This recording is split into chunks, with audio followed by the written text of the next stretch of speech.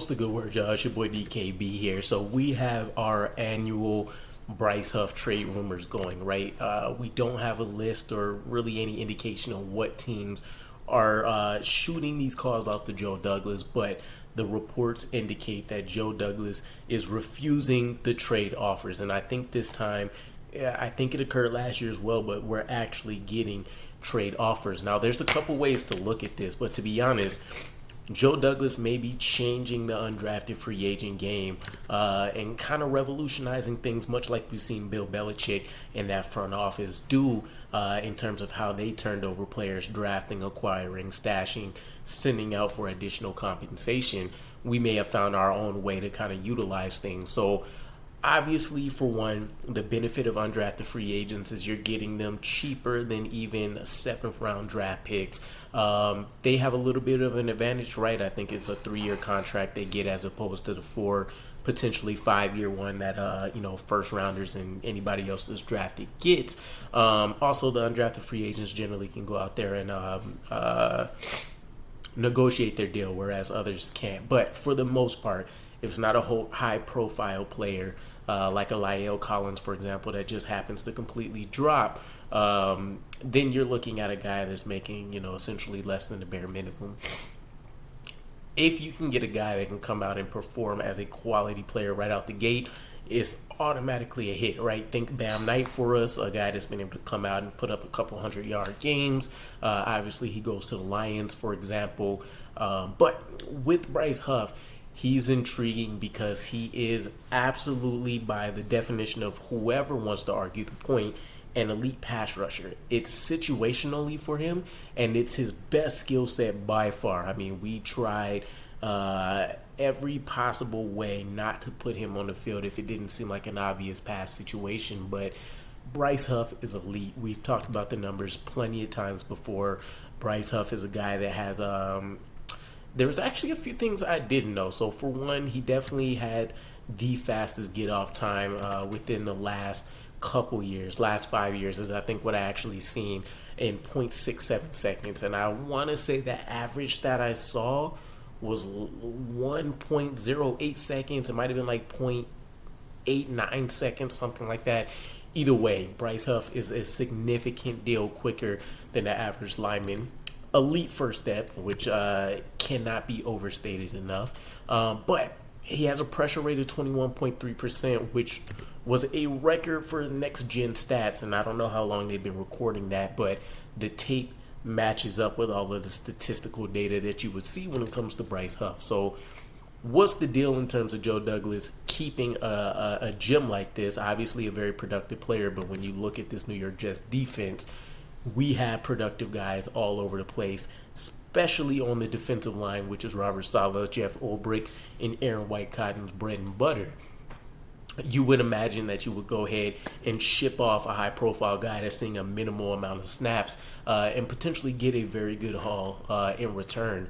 This is where I question things to a certain degree. If Joe Douglas is indeed refusing calls, it makes me think two things. For one, we just tendered Bryce Huff with a second-round tender, meaning Huff is making $4.3 million this season. And if a team wanted to take him off of our hands, they would have to offer up a second-round pick to do so. That hasn't happened at any point, no matter how elite he's looked.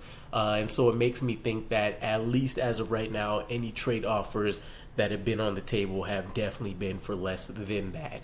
Otherwise, I think the New York Jets would jump all over that opportunity. A guy that's undrafted to give you a quality day 2 pick is huge for you. So what are we probably seeing from him? Probably high day 3 picks, at best maybe a late round day 3, or at least an expected late round round 3 pick, something of that kind. So the upside for Joe Douglas is by hanging on to Bryce Huff. For one, the New York Jets have a huge ace up their sleeves once these offensive linemen are battling Will McDonald and Jermaine Johnson, John Franklin Myers, Michael Clemens when he's kicked to the outside. Once they're battling all of these heavy-duty guys and they're getting tired, especially as the game wears on, Then you have to worry about a Bryce Huff lining up across from you. The best get off in the NFL, has a mean repertoire of moves, and we know that he's generally going to cause a problem whenever he's on the field for a quarterback. And that's an easy mixture for any offensive line to feel, for morale to be extremely low. You can ride that to a Super Bowl. The fact that Bryce Huff maybe can end the season rushing less than 150 times and being able to potentially pick up double-digit sacks, it's a bit of a stretch of the imagination, but not that much of a stretch. He could potentially reach double-digit sacks in the perfect situations, and if he has a decent amount of snaps to go out there and take advantage of. But you're demoralizing your opponents. You're getting this guy for dirt cheap. And let's say he does play out the entirety of the season, right? The ideal scenario is that Aaron Rodgers has come. Our defense has helped stay elite, potentially being a number one unit in the NFL. Aaron Rodgers has done his magic.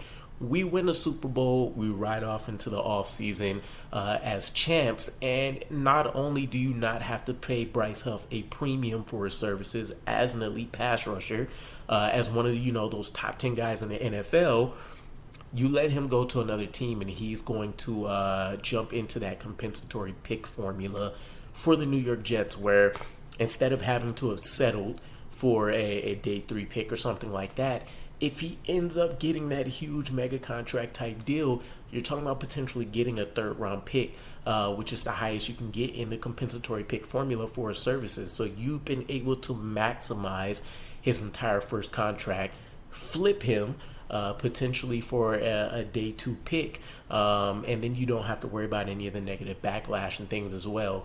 If he doesn't ride off into the sunset, then you potentially get him on a bargain deal anyways, whatever that may look like. But this could be the new copycat type formula that you see teams around the league trying to simulate, and it doesn't have to be an edge rusher. Can be any undrafted free agent you get, but they may start looking to find these guys a little bit harder that can excel at their position right out of the gate, get that proven for the 2-3 years that they have them, and then flip those guys for free into a compensatory pick, and rinse, wash, and repeat with that. So it's kind of an odd situation for Bryce Huff. I still feel like it's a bit of a win-win for him, but it is an interesting strategy that Joe Douglas may be employing here, if that's actually the case. But for a lot of us, we've talked about it on Jets Flight Squad plenty of times. We've gone back and forth about the arguments about keeping him versus trading him. This works. So for me, for example, I was against it as us having a very deep line, give it to some of the younger guys that can utilize those snaps, and then you get generally a high pick, right? It's an undrafted free agent, so technically anything you get is a plus, but this is a win-win in that world. We get to keep him for the season. We still get draft picks. It doesn't get much sweeter than that, but let me know what you guys think. How would you ultimately handle this? Would you trade him now, no matter what the picks offered were? Or would you hold on to him and you go ahead and test your luck with the compensatory pick formula, and potentially he goes away for a later round draft pick that maybe you would have got via trade or nothing? Who knows? But let me know what you think, and I'll catch you guys again. Peace.